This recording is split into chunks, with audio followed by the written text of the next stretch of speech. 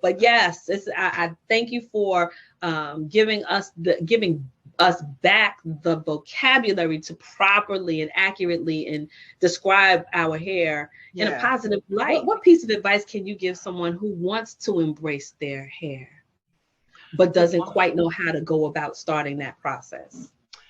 Yeah, hair is very, very personal.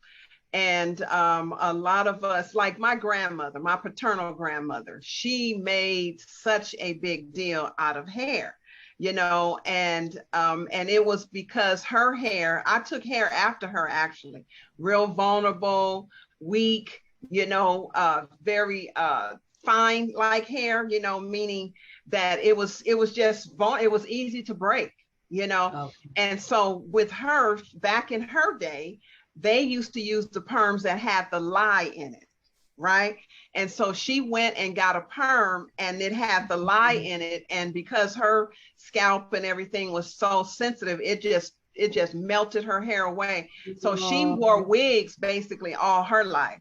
And it wasn't until I was a young teenager and she was way in her 70s that she actually kind of showed me her hair. And it just had bald spots in her head and just little strings of hair.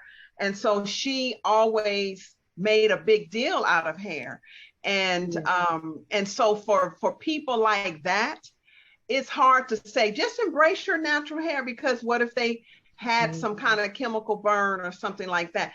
I would just say, for those, I understand, now they have beautiful wigs that you can, because our self-esteem is really, it's tied up in our hair, a lot of us, especially us who have had a hard time with growing their hair, our self-esteem, but you have those who can cut their hair and the next week is grown back, so I'm not always saying, I'm not talking to you.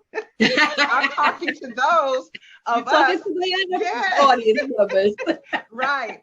I'm really talking to those of us who have just tied almost our whole identity into our hair. You have a lot of young ladies now that will rip their own hair out to put someone else's hair in via a weave or something like that. And to those young ladies and older ladies, I would say to begin to embrace your natural hair, meaning start loving on your hair, even if you wear the weaves and the wigs right now. My quest would be to graduate to embracing your own hair, where you can one day wear your own hair. And so that is to be tender and kind to it.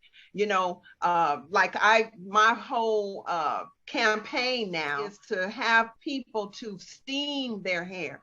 And this is especially for those who have hair that's hard to grow and that's really dry and their scalp is really tight. You have those who have really tight scalp and dry, and it's hard for their hair to grow without breaking, right? And so that's where I fall in. And so steaming is that is the key, because it gives your scalp and your hair a moist environment.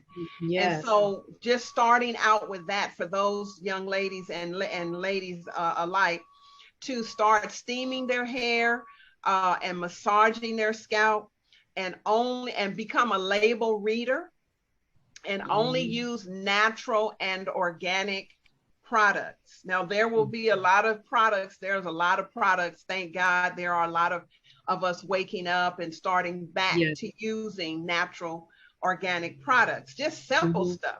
You don't need 15 different things. So my thing is to really start nurturing and giving your hair time and attention.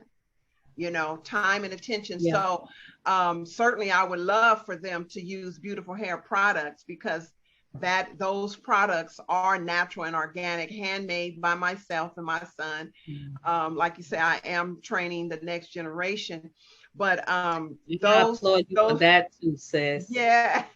Those products are nurturing. It's like a hair food, because they are basically food grade products. that is mixed, and they were created by me because I needed them first, because my hair had fallen out and was dry, and my scalp had got infected by using some other products. Oh, wow. So I shaved all my hair off and started all over and just started using my stuff, and I haven't looked back since. Wow. So Wow. yeah, that would be my advice, would be to start giving your hair time and attention.